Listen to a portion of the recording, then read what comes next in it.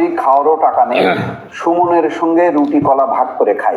পলক, এটা হচ্ছে জুনায়েদ আহমেদ পলকের বক্তব্য। আচ্ছা আচ্ছা, এই বক্তব্যটা কি সঠিক? এখন বাস্তব না হতে পারে, কথাটা বাস্তব যে তিনি বলেছেন, কিন্তু আচ্ছা মানে প্রকৃত অবস্থাটা কি, এই পারসেপশনটা কেউ সম্ভবত এখন বিশ্বাস করতে চাইবে না। আসলে তাদের ধারণা যে পলক শত শত কোটি টাকার মালিক, আচ্ছা, এবং তার পরিবার অনেক টাকার মালিক, তার সেই কিছু মানে তথ্য প্রকাশ করেছে গতকালকে দুদক। অথচ পলক বলছেন যে চিড়ামুড়ি খাওয়ারও টাকা নেই সুমনের সঙ্গে, মানে ওই যে সৈয়দ সাইদুল হক সুমন, ব্যারিস্টার সুমন, তার সঙ্গে ভাগাভাগি করে খান। এটা তো খুবই করুণ চিত্র। আর এটাই যদি হয় তাহলে আওয়ামী লীগের টাকাগুলি কই? যাদের টাকা আছে তারা এই সময় কেন টাকা সাপ্লাই দিচ্ছে না? আচ্ছা, টাকা সাপ্লাই দিলে তো এত কষ্ট করতে হতো না। এখন কোনটা সঠিক কোনটা বেঠিক এটা তো বোঝা খুব কঠিন।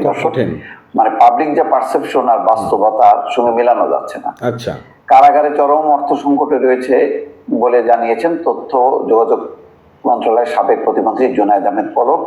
বুধবার ঢাকার চিফ মেট্রোপলিটন ম্যাজিস্ট্রেট আদালতে সাংবাদিকদের এই কথা বলেন। জুলাই গণঅভ্যুত্থানকালে ধানমন্ডি থানায় দায়ের হওয়া এক হত্যা মামলায় গ্রেপ্তার দেখানোর আবেদন নিয়ে আজ কাশিমপুর কেন্দ্রীয় কারাগার থেকে জুনায়েদ আহমেদ পলককে ঢাকার সিএমএম আদালতে হাজির করে পুলিশ।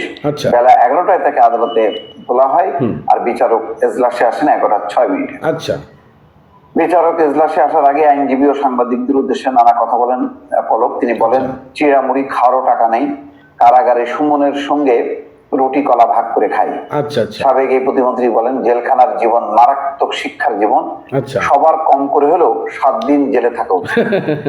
যদি কখনো কারাগার থেকে বের হতে পারি তখন এই কথা বলবো। আচ্ছা, এইটা অভিজ্ঞতা যখন তারা ক্ষমতায় ছিল তো তারা একবার করে ঢুকতো। এটা তো কষ্টের কথা। এই কষ্টটা 15 বছর ধরে বিরোধী পক্ষকে কিভাবে দিয়েছে এখন তারা বুঝতে পারছে। তাও তাদের অনেকেই কিন্তু ডিভিশন পেয়ে বসে আছে। আচ্ছা, ডিভিশন মানে খুব উন্নত প্রথম শ্রেণীর কারাগার যেটা বলা হয়, বা সুযোগ সুবিধা প্রাপ্ত যে কক্ষগুলো, সেলগুলো, সেটাকে বলা হয় ডিভিশন পাওয়া। তো তারপরেও তাদের এত কষ্ট, এই কষ্ট যদি হয় তাহলে কারাগার ভেতরটা বেস্তখানা তো তারা বানাইতে পারতো। 15 বছর লম্বা সময় ছিল, এত উন্নয়ন হয়েছে, তো কারাগারের ভেতরটা উন্নয়ন করেনি কেন? ভেতরে খাট পালঙ্ক দিয়ে ভরাই ফেলতো সবকিছু, আধুনিক যত রকম সুযোগ সুবিধা ছিল, এক একটা সোনারগাঁ হোটেলের রুম বানাই ফেলতে পারতো। ঠিক আছে, তারা মনে করছে যে কখনো তাদের এটা থাকতে হবে না, এখানে সারা জীবন থাকবে জামাত বিএনপি বা বিরোধী মতের পক্ষের লোকজন। আচ্ছা, এখন বলছেন যে 7 দিন থাকা উচিত শিক্ষা নেওয়ার জন্য। এ সময় পুলিশ পলককে কথা বলতে নিষেধ করলে তিনি বলেন, আমি কোনো বেআইনি কথা বলছি না। আদালতে কথা বললে রিমান্ড বাড়িয়ে দেওয়া হয় অভিযোগ করে সাবেক আইসিটি প্রতিমন্ত্রী বলেন, কথা বললেই রিমান্ড বাড়িয়ে দেয়, আইনজীবীরা কথা বললে রিমান্ড বেড়ে যায়।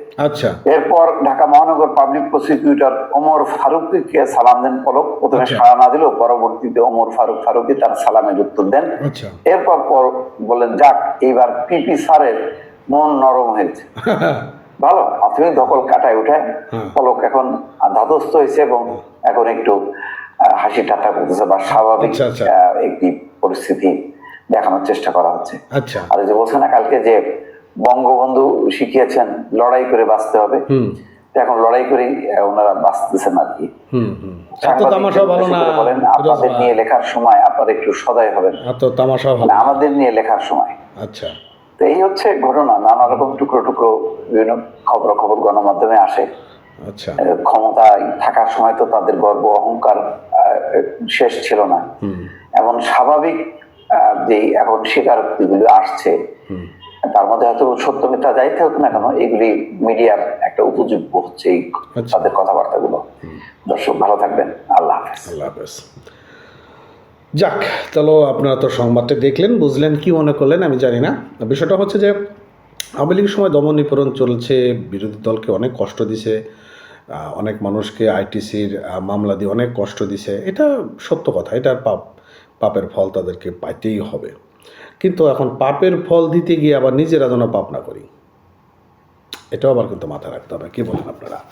যাক, ভালো থাকেন।